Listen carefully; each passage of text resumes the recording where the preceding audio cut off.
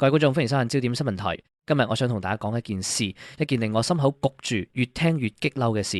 一場大火奪走咗人命，一個本應保護居民生命安全嘅消防系統，偏偏喺最關鍵嘅一刻全面失效。而喺聽證會上，我哋一條一條咁聽落去，愈聽愈心寒。唔係天災，係人禍，係一個又一個失職、疏漏、推搪、堆砌成一場本可避免嘅悲劇。宏福苑火警，今日講到第11場聽證會，大家唔好以為聽咗咁多場就冇嘢再驚。我告訴你，今日嘅證供係我聽過最震撼、最令人心碎嘅一場。那一天下午2時51分，2時51分就係呢個時間，消防處收到第一個求助電話，話宏昌閣外牆棚架有爆炸。1分鐘後，第二個求助電話入嚟，消防員隨即出車。就係咁普通嘅一個出勤開始，卻踏入了一場消防員從未見過嘅噩夢。許建安，消防處大埔消防局高級消防隊長，係當日首批到場嘅消防員，同時係現場指揮官。佢今日喺聽證會上嘅作供，係整件事裏面最真實、最第一身嘅記錄。消防車進入宏福苑嗰陣，警號響起，但佢下令停定之後即刻關上。點解？因為怕響號掩蓋咗現場人員嘅溝通，怕引起居民恐慌，更怕影響通訊聯絡。呢個決定本身係合理嘅消防程序，亦係佢身為現場指揮官嘅專業判斷。但係到咗宏昌閣，佢見到嘅係一個正在崩潰嘅現場。後門有火柱衝天，燃燒嘅雜物同竹枝不斷從高處墮下，整個通道根本冇法進出。佢立刻指示隊員鋪消防喉、開街井，同時叫升降台同僚開2條喉壓制火勢。但火勢嘅蔓延速度快得令人窒息，我以前都未遇過。呢句說話係許建安喺聽證會上說嘅。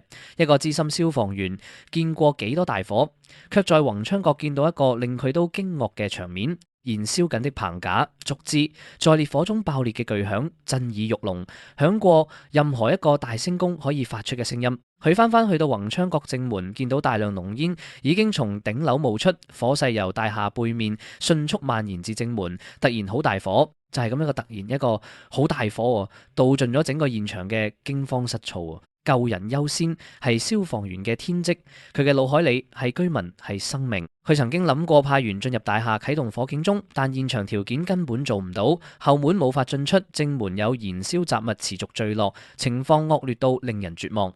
就係喺呢一刻，一個本應響起嘅警報繼續沉默。火警中的沉默，最昂貴的錯誤。大廈警鐘失效。呢4個字輕輕講出口，卻係整件事最沉重嘅核心。消防處助理處長姜世明喺聽證會上作供，明確指出，消防處同意呢次火災嘅死亡人數係可以同火警鐘有否響起存在直接關係嘅。你聽清楚冇？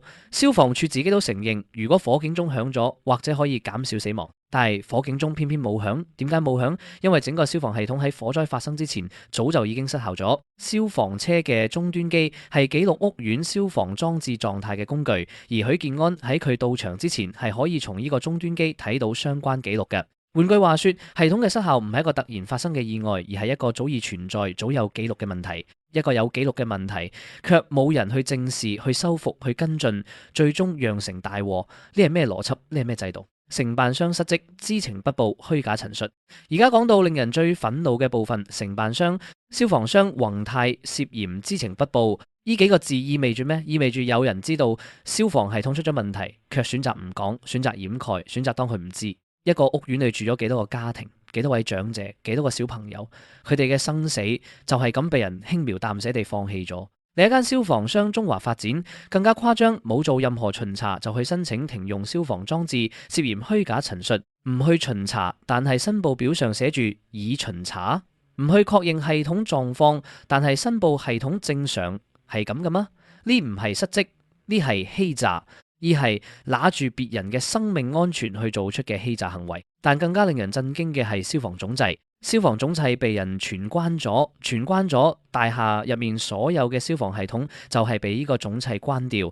而當有人發現呢個問題，試圖跟進嘅時候，承辦商嘅回應係咩？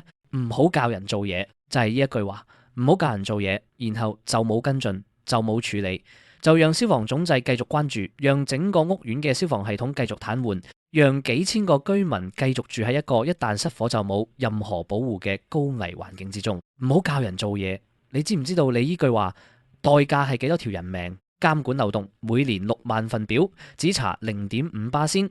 而家講到最根本嘅問題，監管。消防處每年收到6萬份年檢核對表，6萬份，但係佢哋只抽查其中0.5%。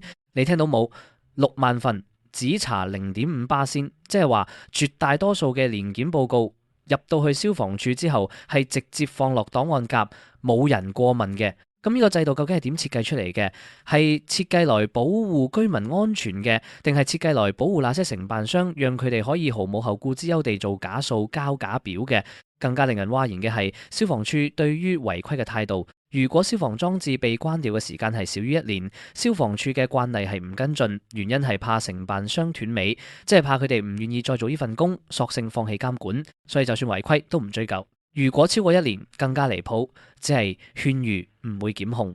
勸喻講道理，拍拍膊頭叫佢哋改過。就算你把整棟大廈嘅消防系統關掉超過1年，消防處嘅應對都係勸你，希望你知錯能改。依係監管，依係縱容。消防崗鋪磚，方天下之大謬。仲有一件事係我聽到之後覺得難以置信嘅，消防崗鋪磚。消防崗嘅作用係儲備用於滅火嘅消防用水，係屋苑消防系統嘅重要組成部分。但係宏福苑嘅消防崗竟然係暫代食水缸，即係話呢個本應盛載消防用水嘅設施，實際上被用作儲存食水。而消防處喺聽證會上講，如果當初知道係咁，係唔會批准嘅，唔會批准，但係批准咗。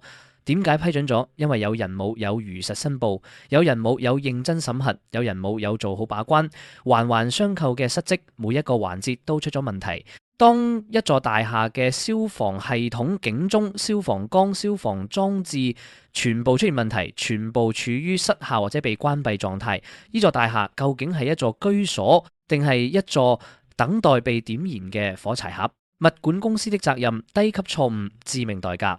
物管公司智邦嘅工程人員被發現係關掉刀掣嘅人，刀掣即係消防裝置嘅總電源開關，關掉佢就係關掉整個消防系統。聽證會上形容呢個行為係低級錯誤罕見事件，低級錯誤罕見事件。係，我明白喺技術層面上唔關刀掣係可以係一個工作上嘅失誤，但係呢個低級錯誤配合上承辦商嘅冇人跟進，監管部門嘅冇人追究，系統設計嘅千瘡百孔，結果就係一場大火，就係多條人命。你叫我點將呢件事定性為低級錯誤？喺死咗人之後，仲係用低級錯誤輕輕帶過，係咪真係對得住那些喺火災中失去生命嘅人？消防言6大修例方向，遲來的覺醒。聽證會亦透露，消防處已經就今次火災研究6大修例方向，其中包括就消防設施違規行為引入定額罰款。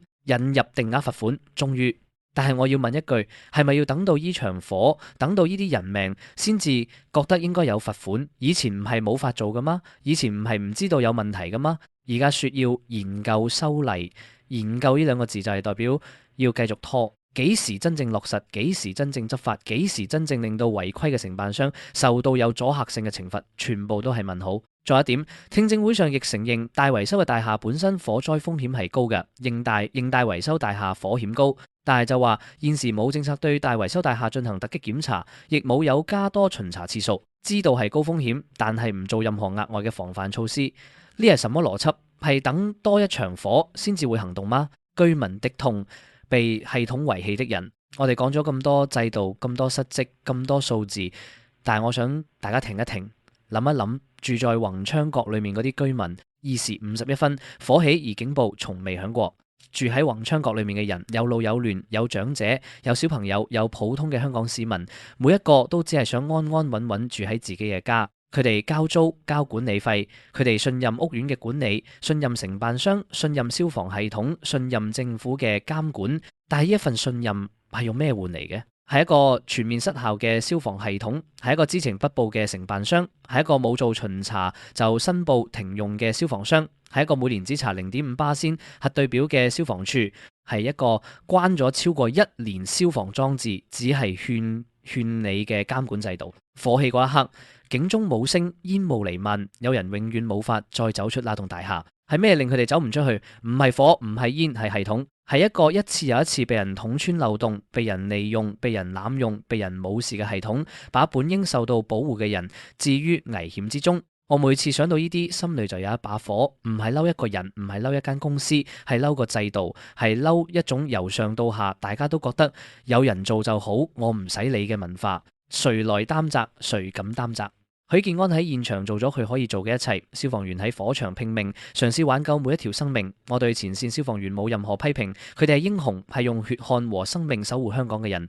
但問題唔係出喺前線咯，問題係喺更高嘅地方，喺監管制度、喺執法力度、喺承辦商問責機制、喺大廈管理責任。而家聽證會打到第11場，我哋見到嘅係一個又一個嘅官員坐下來作供，講佢哋嘅限制，講佢哋嘅程序，講佢哋嘅慣例，講佢哋點解冇辦法做得更多，冇人肯擔責。每一個環節都有漏洞，每一個漏洞都有人解釋係制度問題，但係制度係人定嘅，制度係人執行嘅。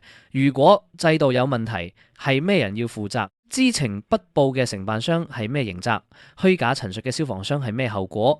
低級錯誤關掉消防總掣嘅工程人員係咩懲處？每年只查0.5%嘅監管制度係咩人批准？咩人設計？係咩人要為佢負責？我要答案，死咗嘅人要答案，幸存嘅居民要答案，每一個住喺香港公共屋苑、私人屋苑嘅市民都要答案。修例不能是表態，必須是行動。我唔係唔支持修例。引入定額罰款係應該嘅，加強巡查係應該嘅，對違規承辦商施加真正有阻嚇力嘅懲罰係應該嘅，對大維修大廈進行突擊檢查係應該嘅。但係研究唔係行動，方向唔係結果，建議唔係立法。我想問，6大修例方向幾時變成6條具體條文？幾時真正落實？幾時令到下一個想唔好教人做嘢嘅承辦商知道依句話嘅代價係多少？香港人等唔起，每一日係等，都係多一日風險。全港唔知幾多棟大廈今日都有類似嘅問題，消防系統失修，巡查流於形式，承辦商交假表，全部都係潛在的下一個宏福苑。情緒高潮，我哋要的不只是聽證，而是正義。第11場聽證會唔係終點，係中途，我哋仲會繼續聽到更多作供、更多細節、更多令人心酸嘅真相。但係我想問，聽完之後呢，係咪聽完就算？係咪報告出咗就完結？係咪提一堆修例建議，然後用5年、10年慢慢去研究、去辯論、去拖延？死咗嘅人唔係統計數字，佢哋係真實嘅人，有名字、有家人、有夢想，有本來可以繼續好好生活嘅未來。而奪走佢哋未來嘅，係一個本可以響起卻永遠沉默嘅警鐘，係一個本可以預防卻被一句唔好教人做嘢擱置嘅問題，係一個本可以救人卻因為0.5%嘅抽查率而錯失嘅機會。如果呢場聽證會唔能夠帶來真正嘅問責、真正嘅改革、真正令香港消防安全制度徹底重建，那麼21場、21場、31場都只不過係一場令死者不能瞑目嘅表演。我哋要的係正義，係問責，係一個真正保護香港市民的制度。各位觀眾，今日嘅宏福苑聽證會，焦點新聞台會繼續緊貼最新進展，為大家帶來最完整、最深入嘅報道。呢件事唔係宏昌閣居民一個人嘅事，係全香港每一個住喺大廈裏面嘅人嘅事，係你嘅事，係我嘅事，係我哋每一個人嘅事。你身邊嘅大廈，你住嘅屋苑，消防系統係咪正常？火警鐘係咪有定期測試？承辦商係咪真係有做好應盡嘅職責？係時候問，係時候查，係時候要求交代。如果你同我一樣對宏福苑火災有感受，對呢個制度有憤怒，記得喺下面留言俾我哋知。亦請你 like 條片，subscribe 焦點新聞台，share 俾你身邊每一個人睇。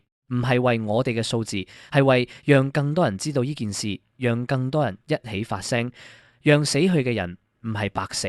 我係焦點新聞台，我哋下次再見。